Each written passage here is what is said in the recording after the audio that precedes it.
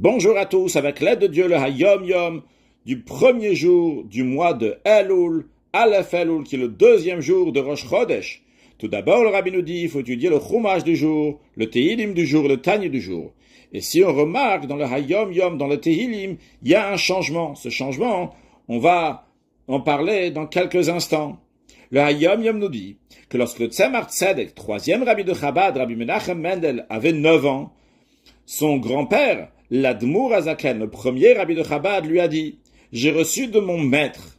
Donc, cela fait référence à son maître, le Maggid de Mezrich, qui a reçu de son maître, c'est-à-dire le Baal Shem Tov, le fondateur de la Chassidoute, qui a entendu au nom de son maître bien connu.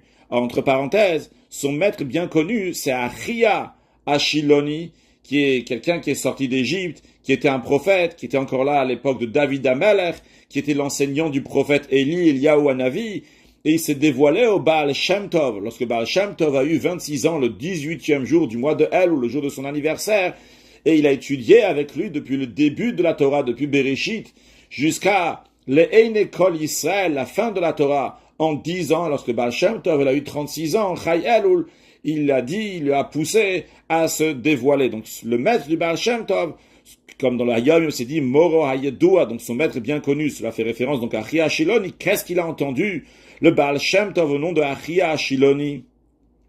Qu'à partir du deuxième jour de Rosh Chodesh Elul, c'est-à-dire Aleph Elul, jusqu'à le jour de Kippour, chaque jour, on va dire 3 Tehilim.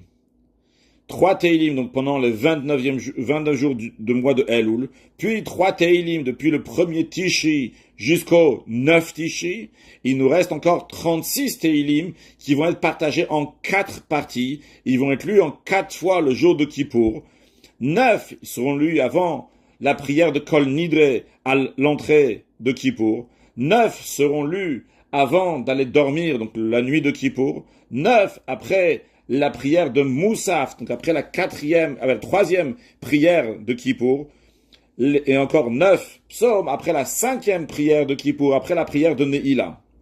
Encore une chose, celui qui n'a pas commencé le deuxième jour de Rosh Chodesh, quelqu'un qui ne savait pas, ou il a oublié, il n'a pas lu ces 3 psaumes le premier jour du mois de Elul, eh bien, qui commence le jour où il entend qu'il faut lire ces 3 psaumes-là, et il lui manque des Tehilim d'avant, c'est les Tehilim qui lui manquent, il va les compléter.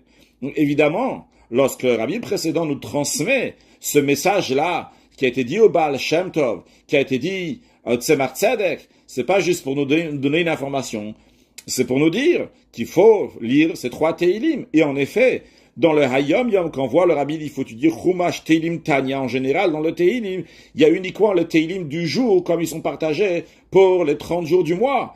Mais à partir d'aujourd'hui, pendant tout le mois de Elul, jusqu'à Kippour, lorsqu'on dira qu'il faut lire les Tehilim, c'est pas juste dire les Tehilim du mois, mais aussi lire les Tehilim, les 3 Tehilim qu'il faut rajouter pendant le mois de Elul et les 9 premiers jours du mois de Tishri.